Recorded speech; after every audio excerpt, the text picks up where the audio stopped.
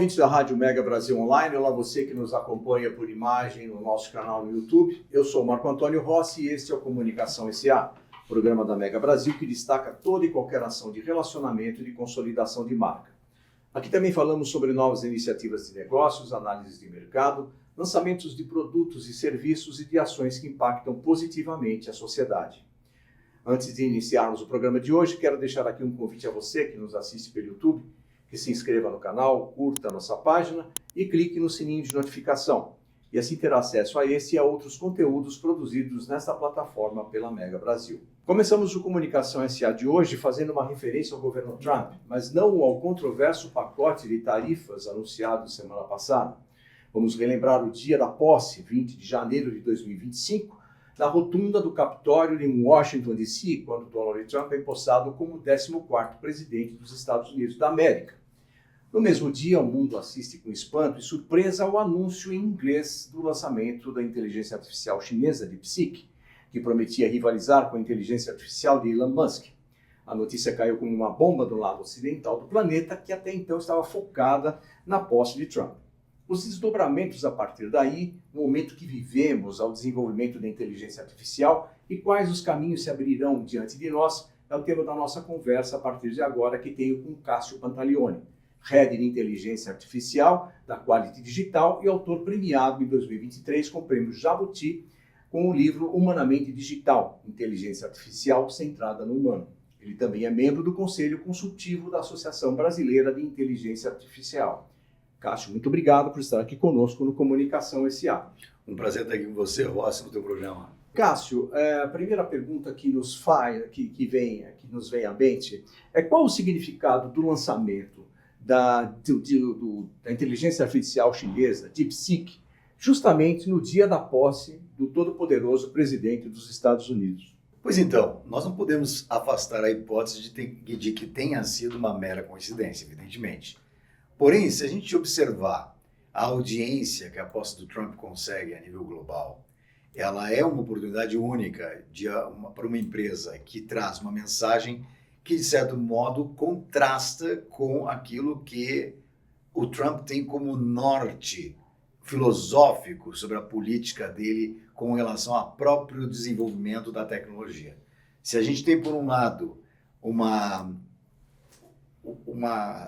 história sendo contada desde players como OpenAI, como Google e outros partícipes desse processo, onde, na verdade, a IA ela é desenvolvida sob um ponto de vista de uma tecnologia fechada e de certo modo, com um controle totalmente dependente das próprias empresas, muito mais do que de outros agentes.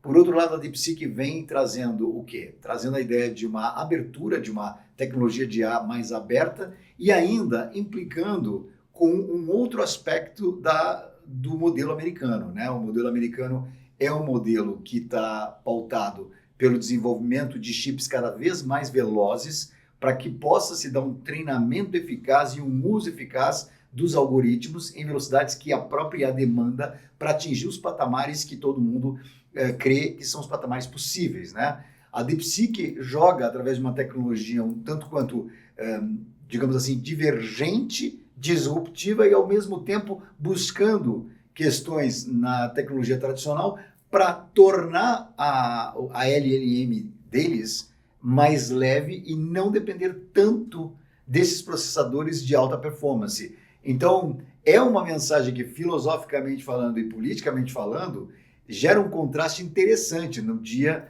da posse de um presidente que tem uma representatividade muito diferente do governo anterior americano. Agora, o que representa na prática o surgimento de novas plataformas de IA com a DeepSeek, que é um modelo, como você bem lembrou, parcialmente aberto, ao contrário de outros, como o ChatGPT, o Llama 3.1 e o Gemini, que ela permite acesso aos seus algoritmos. O que isso representa na prática para a empresa ou a pessoa que utiliza a inteligência artificial? Eu acho que, na verdade, Marco, talvez o ponto fundamental aqui é o nível de dependência, o lock-in, que você acaba, digamos assim, absorvendo por usar esta ou aquela tecnologia, né?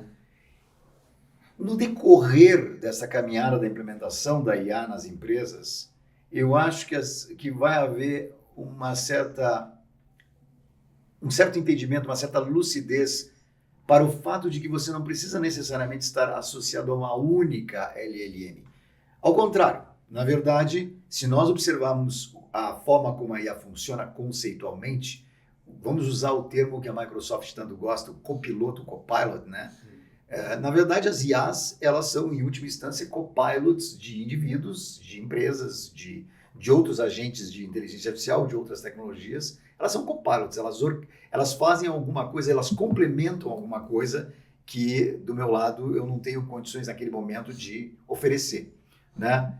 E isso, na verdade, já ocorre na sociedade. A sociedade, ela se assenta dentro de um modelo de colaboração onde, quando eu tenho uma hipótese, quando eu tenho uma ideia, quando eu tenho algo a colocar, uma questão em aberto a tentar desenvolver com maior profundidade, eu apelo para os colegas de trabalho, eu apelo para os amigos, eu apelo para o social, as pessoas que são parte do meu entorno social, para refinar essas ideias e buscar pontos de vistas divergentes ou complementares, né?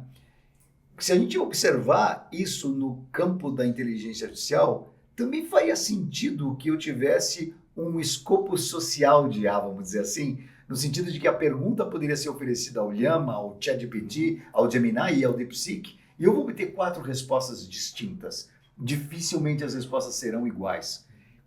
Fazendo uma comparação dessas respostas, oferece para as empresas, de certo modo, um âmbito decisório mais pautado por uma visão que converge para um certo consenso, né? E que vai me dar maior alicerce nesse processo. Então, eu acho que para as empresas, a questão é qual é o ponto crucial aqui. É não ter a dependência de um único modelo, né? E não crer que aquele modelo responde tudo da forma como deveria responder. No momento em que você abre as plataformas, você abre o acesso a algoritmos, enfim, que você torna mais rastreável os resultados da IA, você está embarcando uma outra dimensão aqui, que é a dimensão de poder entender como ela chegou a determinada conclusão. Isso está se dando, né, através daquele mecanismo da racionalidade que ela usou, né, de eu entender qual foi o caminho lógico que ela usou. Eu tenho essa opção no Gemini, no ChatGPT. Como é que ela chegou a essa conclusão? Tem no DeepSeek também. Ele é capaz de me descrever como ele chegou naquilo. Mas se a gente observar muito de perto, o que nos é entregue em termos da racional que ela usou, não é tão elucidativo assim. Ele, de certo modo, é até óbvio, né? Mas, enfim, eu acho que é uma batalha filosófica aqui, inexorável, sob o ponto de vista de como você quer trabalhar. Trabalhar num ambiente aberto tem lá os seus riscos, trabalhar num ambiente fechado tem outros riscos. Então, é uma questão de ponderar aqui o que favorece a tua organização e você como indivíduo. Você fez referência a respostas diferentes sendo feitas para diferentes inteligências artificiais. Elas estão sujeitas também a influências geopolíticas, vamos dizer assim, já que estamos fazendo aqui uma comparação entre duas inteligências artificiais, uma ocidental e uma asiática? Eu não posso afirmar peremptoriamente de que haja um viés político nas IAs. Mas se nós lermos um pouco aí na imprensa algumas coisas, aquilo que é publicado de maneira séria na imprensa, a gente verifica que existem certas questões que são respondidas de maneira muito distintas entre uma e outra. Principalmente se você comparar a DeepSeek com uma outra IA qualquer, né? E isso, quero crer, seja parte de um mecanismo, os guardrails, digamos assim, que as IAs têm que usar para, digamos, controlar as respostas para que não gere insumos de questionamento crítico sobre certas práticas que dizem respeito aos modelos de governo que cada país tem, né? Isso, na imprensa foi divulgado alguma coisa. Mas eu assim mesmo, eu acho que a diferença das respostas é muito menos política do que propriamente associado ao cálculo de probabilidades, né? As diferenças são a máquina probabilística que cada uma dessas IAs usa, ela vai dar, digamos assim, uma tônica predominante das respostas que condiz com os modelos e com os dados que ela foi treinada, né? Então, a probabilidade mais forte de que essa resposta agrade o meu usuário que me é entregue em última instância, né? Tanto que as IAs ainda perguntam, essa pergunta, essa resposta que eu te dei, está de acordo com o que você quer? Né? Tem as IAs ainda já desenvolvem esse mecanismo. Acho que o viés é mais nesse sentido, é um viés essencialmente dado pelos bias que os dados e os próprios modelos têm embarcado para cumprir a função objetivo para o qual eles são orientados. O viés político já seria um bias, digamos assim, mais intencional, né, de quem produz isso. E certamente, se nós viermos a falar de uma regulamentação para IA, nós teremos que embarcar certos bias éticos, né? Algumas questões deverão ser mantidas sem uma resposta contundente, digamos assim, né? Que ela vai ser sempre serão sempre respostas em cima do muro. Agora, Cássio, você fez uma referência que me chamou a atenção também em relação à pergunta que a IA faz toda vez que ela nos entrega uma resposta, né? Se essa resposta serviu a você.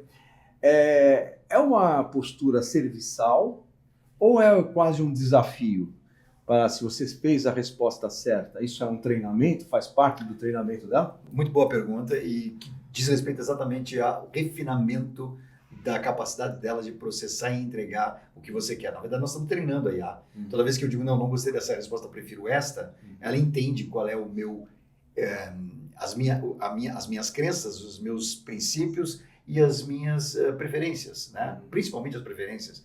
E ela quer responder de acordo com as preferências. E isso é um ponto importante que passa despercebido muitas vezes nas discussões.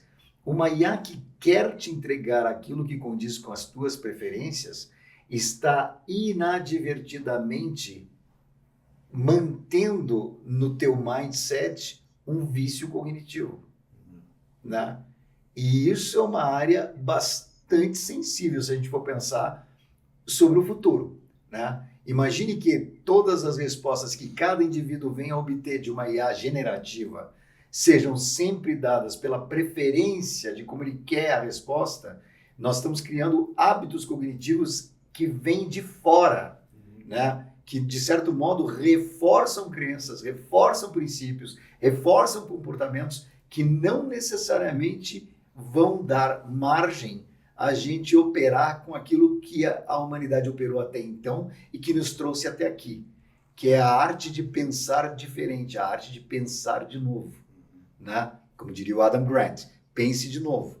Se não houvesse no passado um cientista, um filósofo, um pensador que colocasse em xeque uma verdade que era tida como evidente e legítima, se não houvesse alguém que pensasse dessa forma, que pensasse diferente, nós não teríamos evoluído na ciência. Então, o risco que a gente tem aqui é outorgar à IA o direito exclusivo de que só ela poderia vir a colocar uma hipótese diferente para alguma coisa. Mas ela não faz isso. Pelo menos ela não está desenhada para isso nesse momento. Ela está desenhada para entregar aquilo que nos agrada. É a prevalência da bolha. É isso, a prevalência da Bom, a gente falou aqui, para a gente para nós encerrarmos esse primeiro bloco, nós falamos aqui pelo menos de umas 3 ou 4 inteligências artificiais. É possível a gente dizer que vivemos um momento de iluminismo tecnológico, com o surgimento de diferentes IAs, enfim, de várias escolas. É isso que está acontecendo agora? Não. Não, se a gente parar para pensar, né, em Hobbes, em Rousseau, enfim, que são grandes teóricos do iluminismo, né, Locke, a gente vai entender que, de fato, poderíamos fazer uma certa associação com essa ideia do iluminismo, né, dado que a gente tem... Mas eu quero tomar um ponto aqui, Rossi, que eu acho que talvez seja extremamente provocador, né? A ideia que a gente tem lá no iluminismo, e principalmente em Rousseau, do nobre selvagem, né?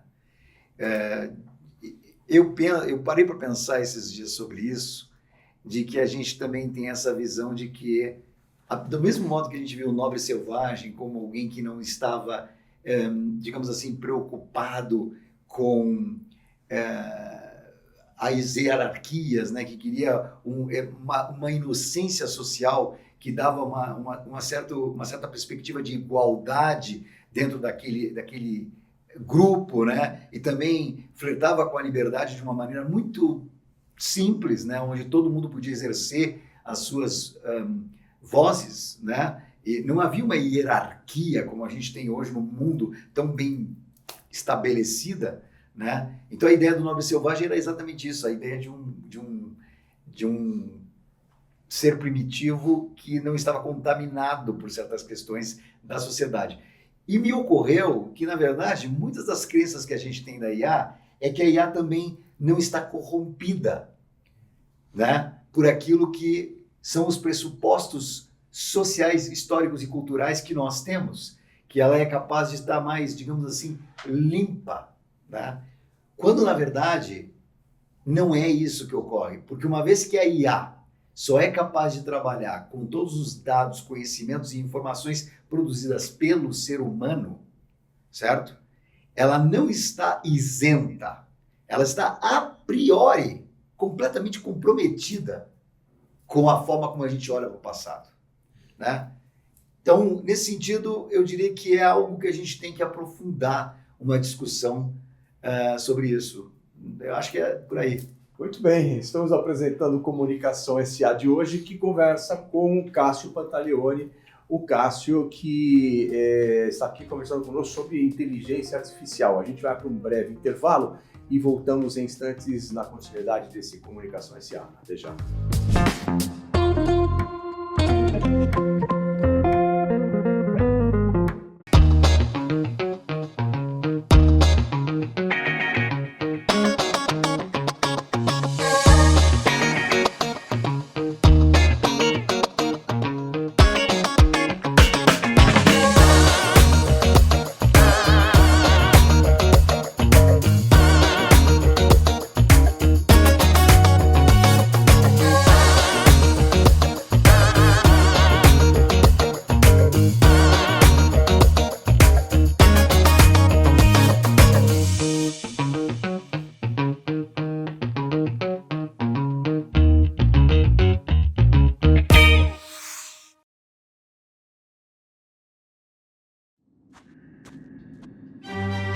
certezas da vida, só os começos são definitivos. O primeiro beijo, o primeiro desejo, o primeiro verso que escrevi.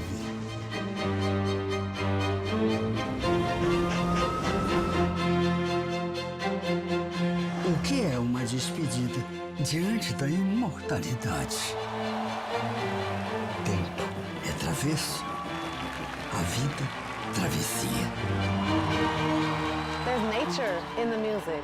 Do you feel a land? Vem dessa coisa inserida, encravada no solo que ele tem.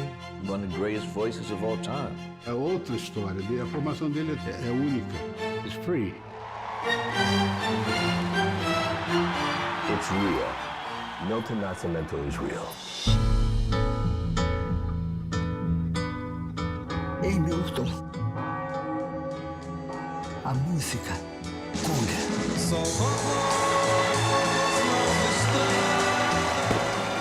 É o tipo de som que te situa num lugar. Ali tá tudo dito.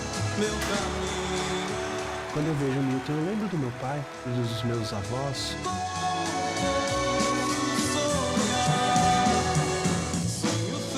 Ei, Milton, todo o amor que vem é o amor que volta, como um círculo de som que ecoa.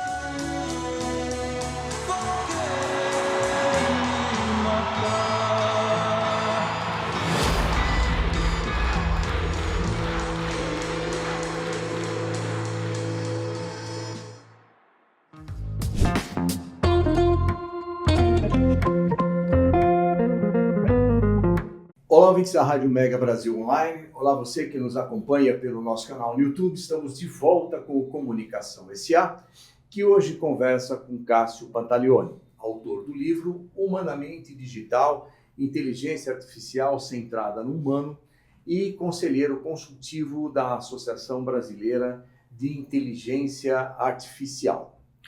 Cássio, qual a diferença, se é que há, das IAs desenvolvidas no Ocidente e no outro lado do mundo? Para contextualizar, em outubro de 2023, o Departamento de Comércio norte-americano, ele afirmou, entre aspas, que iria restringir significativamente as exportações de chips de alta performance para a China, em especial aqueles relacionados à inteligência artificial. Mas parece que a coisa não funcionou muito bem, essa estratégia não funcionou muito bem.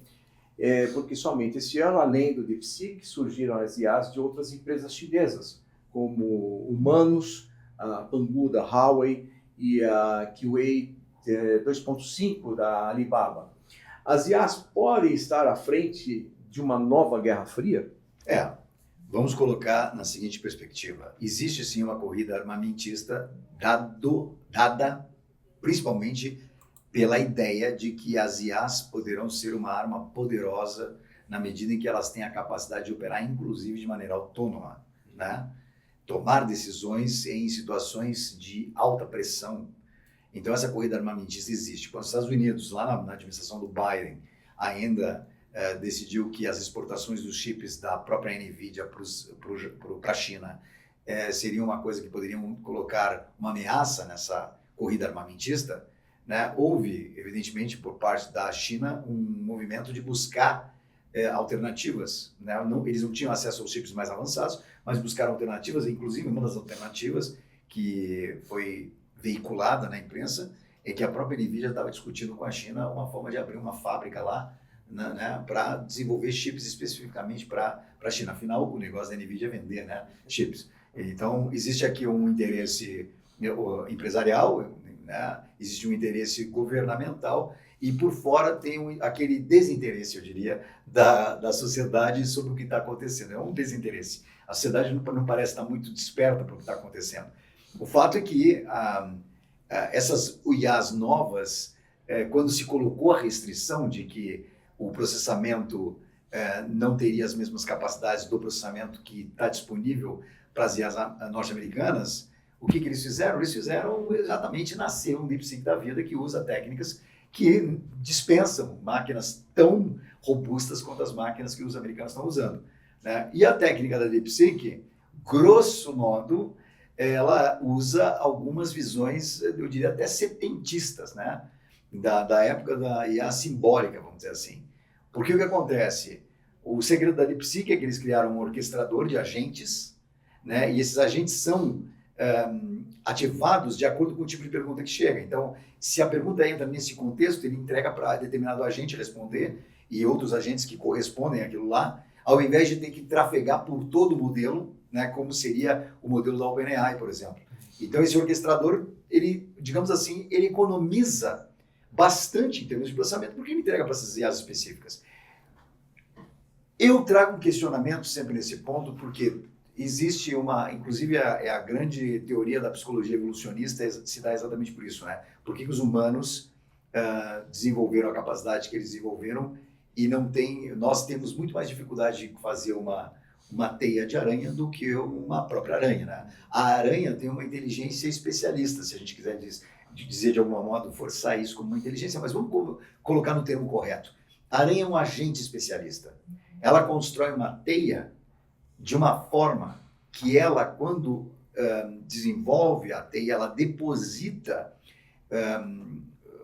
um material pegajoso que a vítima vai cair naquele material, vai ficar presa na teia, mas ela mesma, a aranha, também ficaria presa naquele material pegajoso, naquela substância pegajosa, se ela não concebesse a priori um caminho, uma lógica do caminho na teia, onde em qualquer lugar que o inseto, a presa, cair, ela consegue ir até ele sem ser presa pela própria teia. Essa é uma engenharia absolutamente fantástica. Ela não somente desenha a teia a partir de várias questões que são dadas por incertezas, como, por exemplo, a direção do vento e outras coisas mais, ela tem que iniciar a teia colocando uma ponte entre um ponto e outro ponto. E o que ela usa para fazer isso, de certo modo, o Dawkins fala sobre isso de uma forma muito bacana naquele livro a Escalada do Monte Improvável, né? O que ela faz é uma espécie de uma pipa, de uma pandorga em outros idiomas regionais aí. Ela faz uma pipa, essa pipa, na verdade, aproveita o vento e ela vai controlando para que se dê a ponte que vai ser o primeiro fio da teia. E a partir daí ela começa a desenvolver a teia usando técnicas muito semelhantes, enfim. Né? É um agente especialista. E é isso que ela é muito boa. Ela faz muito bem isso. Ela é capaz de ter um comportamento generalista. Já o ser humano, a gente não tem um comportamento especialista em nada. Então, a nossa especialidade é produzir tecnologia. Essa é a nossa especialidade. A gente produz tecnologia, mas mesmo assim, não é inato, né? A gente tem que pensar, a gente tem que botar um grupo para pensar sobre isso. Aí a pergunta é aquela que fica, né? O que é mais inteligente, um agente generalista ou um agente especialista? E o Dawkins responde muito claramente isso. É muito melhor um agente generalista do que um especialista. Ele é muito mais inteligente do que um agente especialista.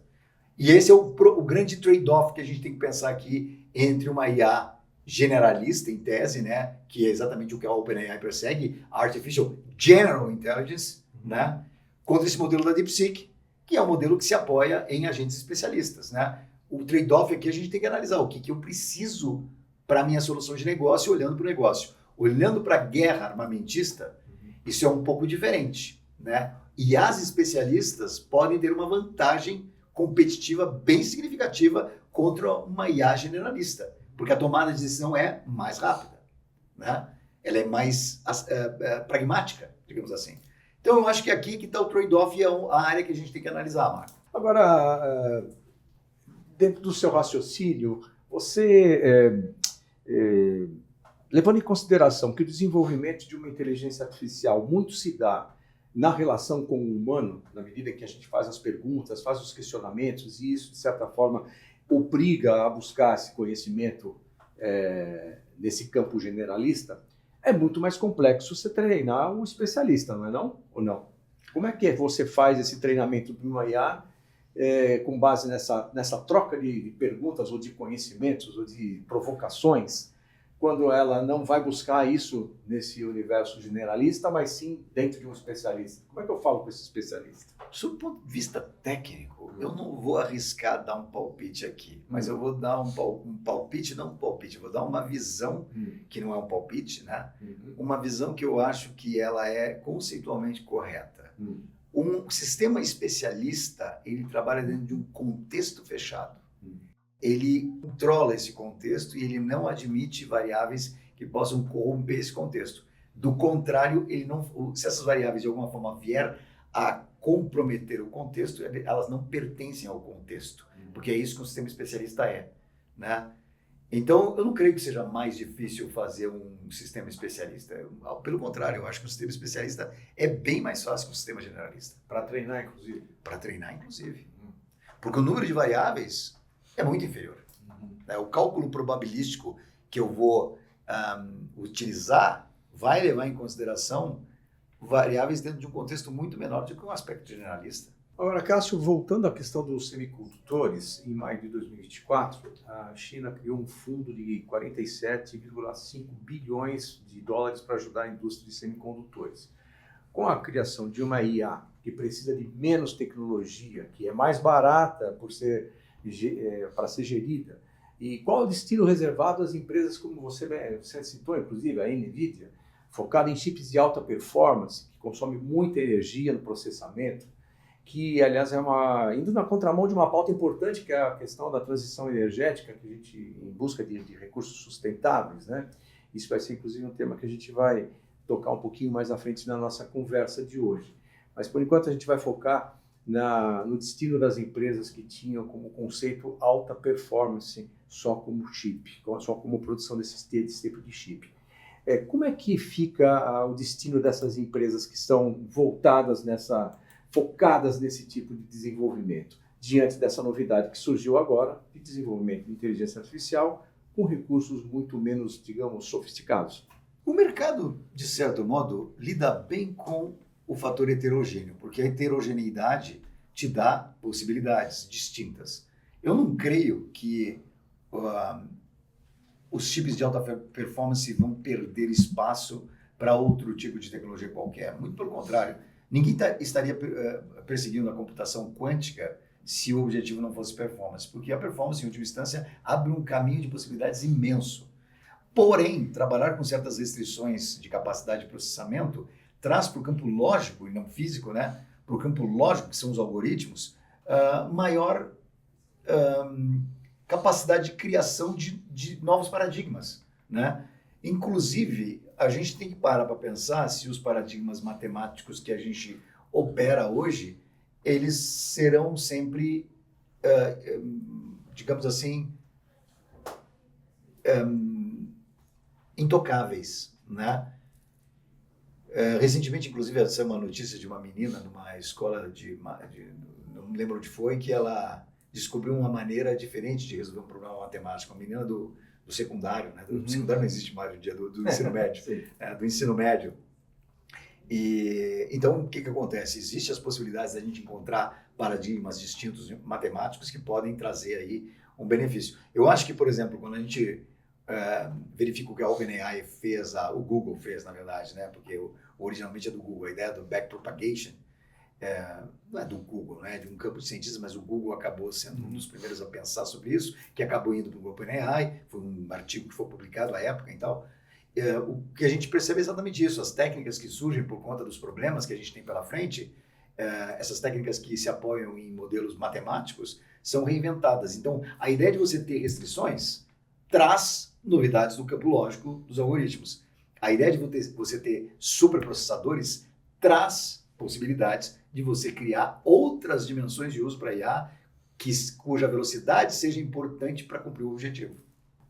Para a gente encerrar o nosso bloco, esse segundo bloco do programa, alta performance implica em altos investimentos, desenvolvimentos de IAs cada vez mais sofisticadas, isso é custo, que de certa forma é repassado para o consumidor. E nesse sentido, eu pergunto a você se é possível a democratização do uso da inteligência artificial a custos baixos, ou pelo menos a custos acessíveis, e eu me refiro ao cidadão comum, a pequena empresa que quer entrar na inteligência artificial, enfim, vai chegar, isso tem alguma relação? É possível chegar à democratização do uso de uma inteligência artificial de baixo custo, usando equipamentos tão sofisticados, ou recursos, desculpe, tão sofisticados e caros? Depende do que a gente entende por democratização nesse caso, né? Toda tecnologia, num determinado momento, ela acaba se tornando viável para qualquer classe social, quase qualquer classe social. Se a gente pegar o caso dos celulares, por exemplo, nós tínhamos no momento em que o iPhone, a Apple cria o iPhone e quebra um paradigma no modo de usar um telefone celular, né, criando pela primeira vez a ideia do smartphone, ela reinou soberana durante muito tempo e com custos muito caros. Aí, na sequência, vem os concorrentes, vem a Samsung, e ela oferece a mesma experiência, digamos assim, né, com custos mais acessíveis. Mas, mesmo assim, logo no início, tudo era muito caro. Hoje em dia, o que você observa, a gente tem hoje diferentes marcas dando uma condição de experiência muito similar, né? Claro que existem as preferências, como em tudo na vida, né? Mas está extremamente democratizado o uso do telefone celular. Eu não creio que vai ser diferente com a inteligência artificial. O que é importante é o seguinte, tudo é uma matriz volume, é uma matriz dada pelo volume versus o benefício, né? O benefício para quem nesse caso? O benefício para a empresa que oferece e o benefício para o cliente. E o volume aqui é fundamental para que a empresa pratique seus objetivos econômicos financeiros, né? Então, como é que essas empresas vão ganhar dinheiro? Elas vão ganhar dinheiro nessa ideia do token, por enquanto é o que está predominando. O token é a moeda, né, que remunera a inteligência artificial. Quanto mais você usar, e eles vão incentivar o uso, mais isso vai se converter em remuneração para as empresas. Se a gente parar para pensar, é mais ou menos como a luz elétrica, né? Na verdade, eu acendo a luz, estou pagando, apago a luz e parei de pagar. O ChatGPT, a Google Gemini, DeepSeek, Llama, enfim, todos esses outros players aí, é interessante esse modelo, né, se você parar para pensar, porque a gente já está começando a se acostumar com a ideia de, quando tem uma dúvida, perguntar direto no smartphone, e quem responde hoje é a IA. Não é mais o Google só que responde, a IA responde para você. E isso aí está consumindo token. Claro que existe ali o modelo que a própria Microsoft usou em determinado momento, né? O momento free, aquela margem free, onde você desenvolve o hábito e o hábito se torna um vício e o vício te leva a pagar para manter esse vício, né? Então, é a mesma estratégia. A história se repete. A história se repete. E assim foi mais um bloco do nosso encontro de hoje com o Cássio Pantaleone. Vamos para um breve intervalo e em instantes voltamos com a última parte desse Comunicação SA de hoje. Até já.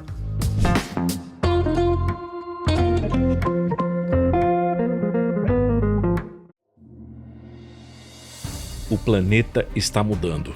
O clima está mudando. E este é um fenômeno que atinge todos os continentes. 2025 será conhecido como o ano em que o mundo atingiu o limite pré-colapso ao ver sua temperatura ultrapassar 1,5 grau acima da média pré-industrial. Os cientistas consideram esta marca um ponto de inflexão fundamental para o planeta, além do qual as chances de calor extremo, inundações, secas, incêndios florestais e escassez de alimentos e água se tornarão ainda mais desfavoráveis para a vida como a conhecemos. 2025 também será conhecido como o ano em que o Brasil sediou a 30ª edição da Conferência das Nações Unidas sobre as Mudanças Climáticas, a COP30. Esta será a chance de governos e sociedade buscarem ações e respostas para reverter os catastróficos efeitos que a mudança no clima trará sobre a vida na Terra. Mas quais as propostas? Quais os desafios? Quais as ações serão colocadas sobre a mesa? A Mega Brasil vai atrás dessas respostas e você estará ao nosso lado nessa jornada. Aguarde!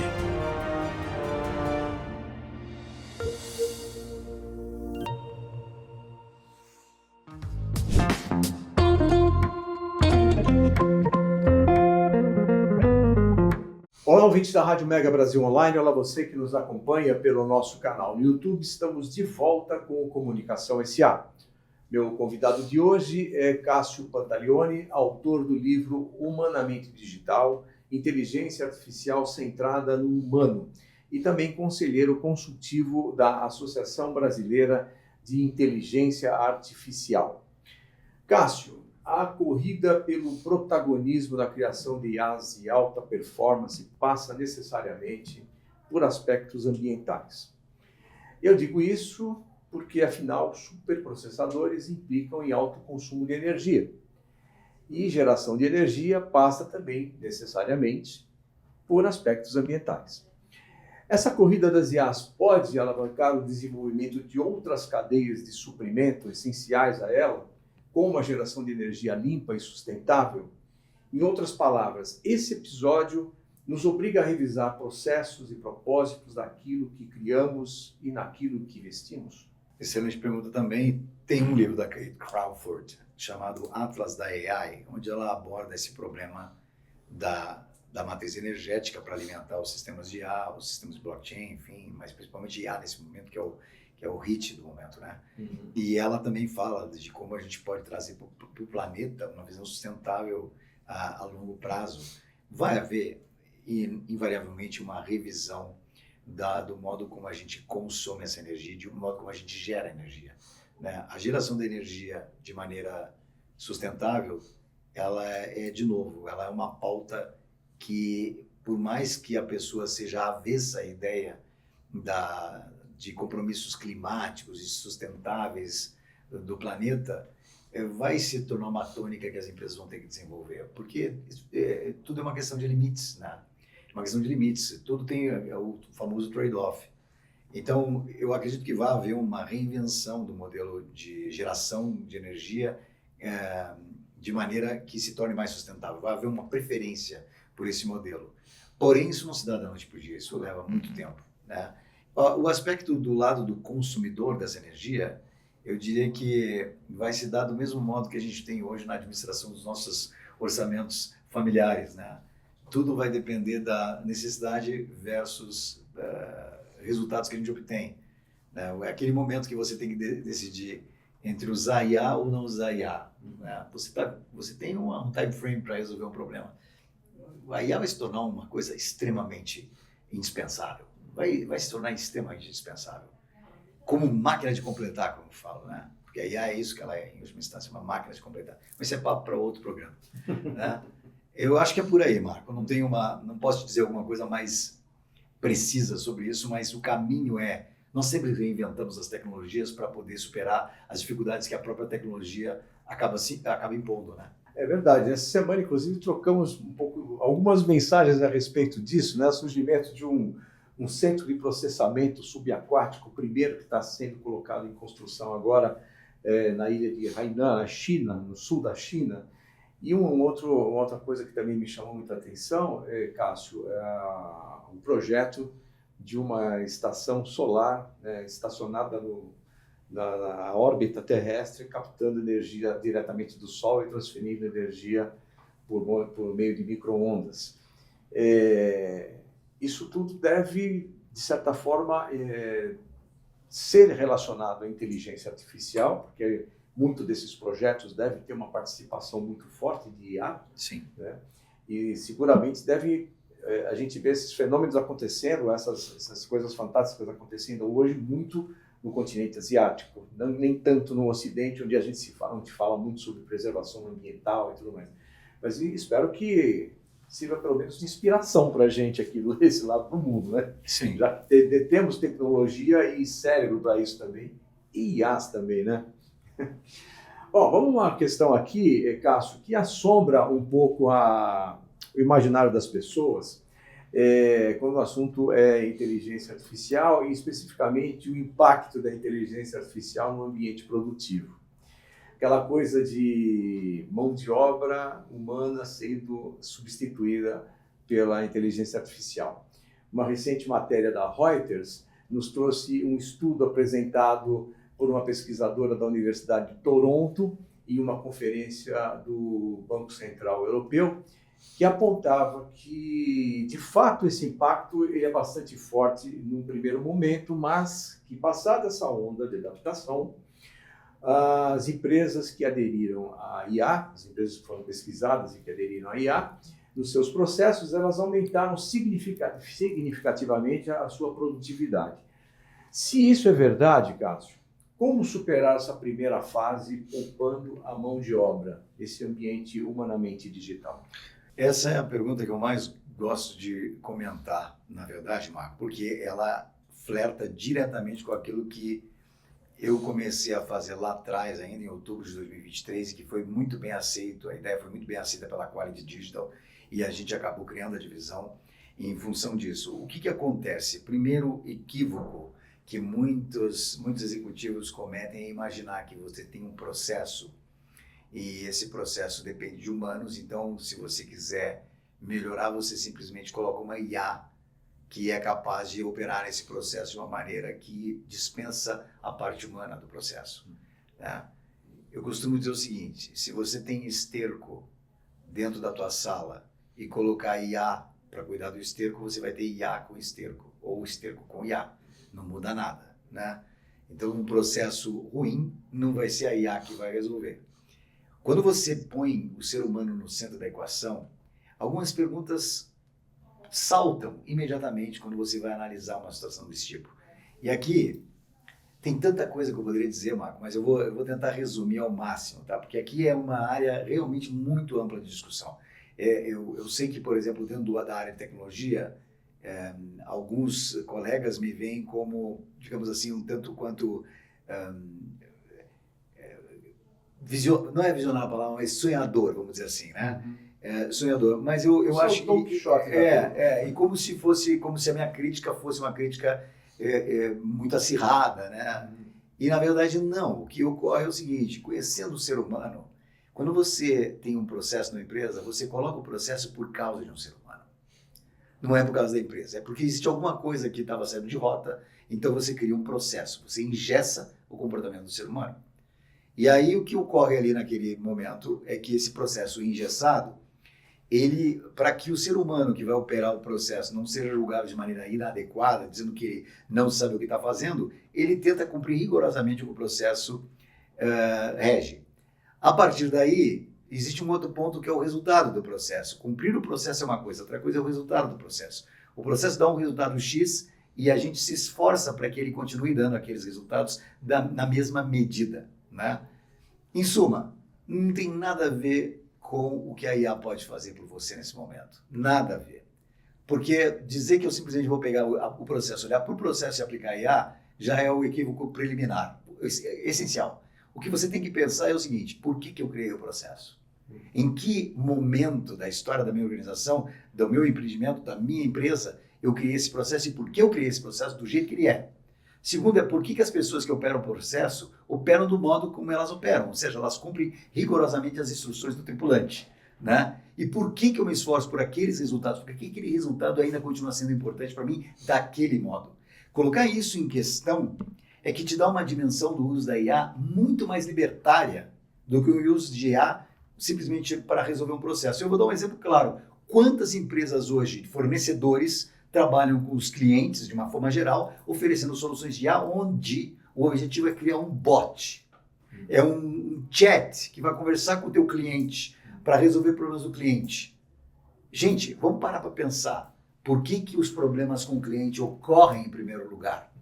Quais são as razões que levam o cliente a ter esse tipo de problema? Por que as perguntas que vêm do cliente são nesse formato? E por que as respostas têm que ser dadas nesse formato? Aqui começa a entrar um espírito de uma análise crítica daquilo que efetivamente está em jogo, que é o ser humano. Primeiro, no momento que eu considero o ser humano do outro lado da equação e não o cliente, não o consumidor. Veja, um cliente é alguém que compra alguma coisa, alguém que quer ser atendido. Um consumidor é um cara que consome. Um ser humano é um cara que experimenta.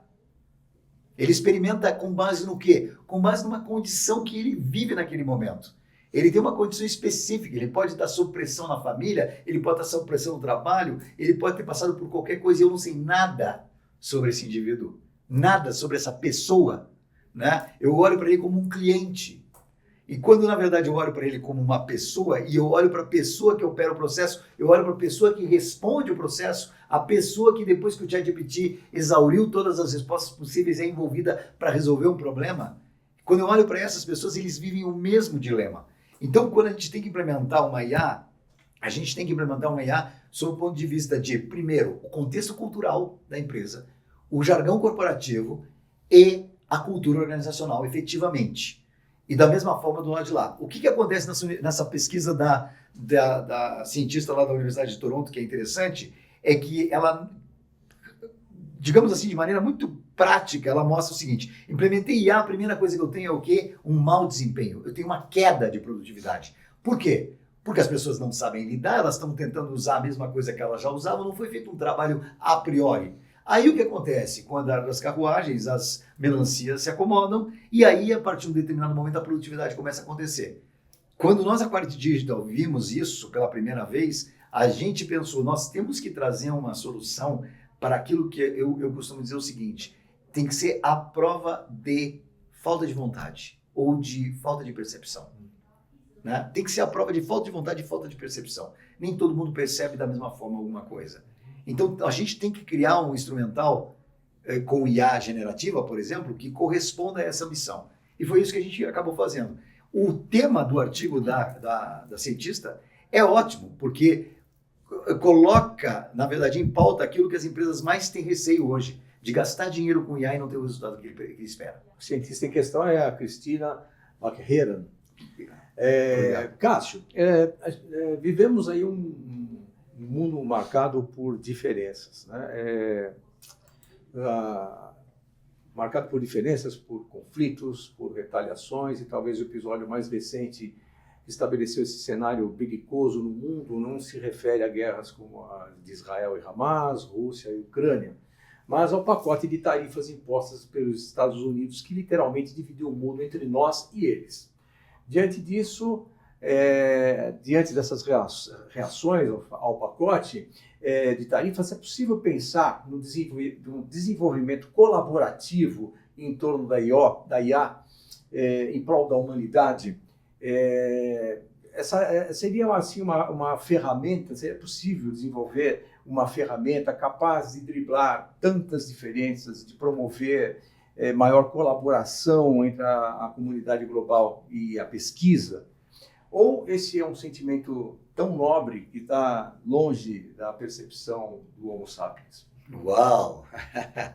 Excelente! É um sentimento nobre, é claro que ele é nobre, mas ele é totalmente viável de ser pensado dessa forma. Eu acho que a União Europeia meio que tentou encabeçar essa discussão quando ela propôs o AI Act, né, da Comunidade Europeia, onde eles estavam, digamos assim, tentando dar guidelines para o desenvolvimento da AI e também guidelines para o uso e aplicação da AI. Né? Eu não tenho dúvida nenhuma de que é necessário para o mundo que a gente crie uma espécie de ONU da IA, né? Onde haja aí um órgão que possa responder pelas questões éticas e morais que estão associadas ao uso da IA, com o predomínio do benefício da humanidade, o benefício do ser humano. Uma tecnologia como essa, que pode efetivamente trazer a cura de doenças que a gente enfrenta ainda aí como incuráveis, que pode trazer modelos, inclusive, diferentes, né, de gestão das próprias empresas, gestão política e gestão social, socioeconômicas, enfim. Eu acho que uma tecnologia como essa ela precisa ser pensada de maneira global. Né? Por mais que a gente esteja agora vivendo uma espécie de nacionalismo acirrado, que a gente esteja, digamos, voltando a flertar com a ideia da não globalização, esse é um tema que exige uma visão global. E não existe partido, não existe raça, credo, cor ou religião que deva assumir uma posição sobre ela. Ela tem que ser uma condição pensada com muita gente envolvida. Né? E não é uma decisão meramente política, é uma decisão de todos os cunhos, né? Desde o ponto político, social, econômico, cultural e, evidentemente, comportamental. Então, eu acho que isso é necessário, não é uma questão nobre, é uma questão urgente, eu diria, é urgente. Assim como a questão do clima é urgente, né? A gente tem que pensar sobre isso, né? Ninguém está brincando aqui, né? É que existem dois tipos de Homo sapiens, né? Se a gente puder colocar assim, né?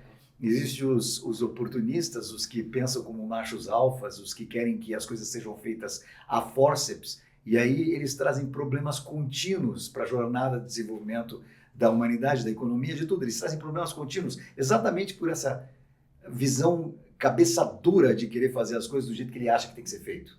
Né? E existe uma outra espécie que entende o seguinte: toda decisão que você toma errada agora vai dar trabalho na frente. Então vamos pensar um pouquinho mais, vamos nos demorar a pensar no que significa isso. Parece que ninguém está disposto a se demorar, né? Porque demorar virou um palavrão na era atual. Né? Dizer que isso é tão contumaz que às vezes quando a gente está trabalhando com todo o aparato digital que nos auxilia a resolver um monte de problemas que a gente tinha, a gente costuma dizer, usando o aparato digital, nossa, mas eu estou perdendo muito tempo com isso. Porque virou um hábito nosso imaginar que o tempo é uma coisa que não pode ser perdida. E o erro aqui é que, na verdade, não existe perda de tempo, existe ganho de tempo quando você se demora em cima de alguma coisa. Mas isso é uma questão muito filosófica e talvez eu esteja aqui viajando fora do contexto. Outro programa. Para outro programa. Bom, a proposta talvez histórica aqui no Comunicação S.A., que é a proposta que o Cássio traz do estabelecimento de um órgão regulador global em torno da inteligência artificial. Mas, Cássio, já que nós não temos neste momento esse órgão regulador, a pergunta para nós encerrarmos o nosso encontro de hoje é: quem ganha e quem perde nessa corrida da inteligência artificial? Eu não sei se é um perdedor ou um ganhador explicitamente, Marco, mas o que eu posso dizer é o seguinte: quem souber se aproximar da IA com o olhar crítico, com a capacidade interpretativa, com o pensamento crítico adequado, ele vai ter uma vantagem muito grande em utilizar a IA. Eu sou um entusiasta da IA, um entusiasta. Sou crítico em vários aspectos, porque eu acho que a mídia não colabora para esclarecer o que a IA é. Alguns colegas do setor também não têm colaborado, eles querem, na verdade, é uma necessidade, né? A gente precisa sobreviver, ganhar o pão, então eles querem acelerar os seus ganhos a partir desses pontos cegos que a gente tem nessa discussão. E eu não acho nada errado nisso, francamente, acho que isso é parte do jogo.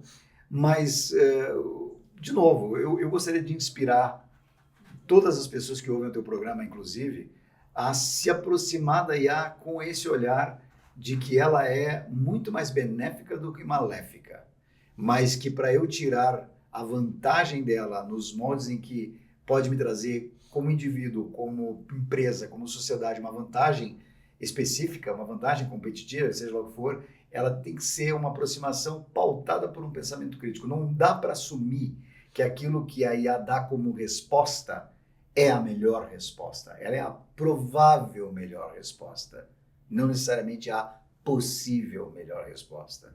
Muito bem, estamos tentando fazer a nossa parte aqui, né, Cássio? Assim chegamos ao final desse encontro de hoje, do Comunicação SA de hoje. Eu agradeço ao Cássio Pantaleone pela oportunidade dessa conversa. Cássio, muito obrigado. Obrigado a você, Marco Rossi. Obrigado a você também que esteve aqui conosco até aqui. Semana que vem tem mais Comunicação SA. Até lá.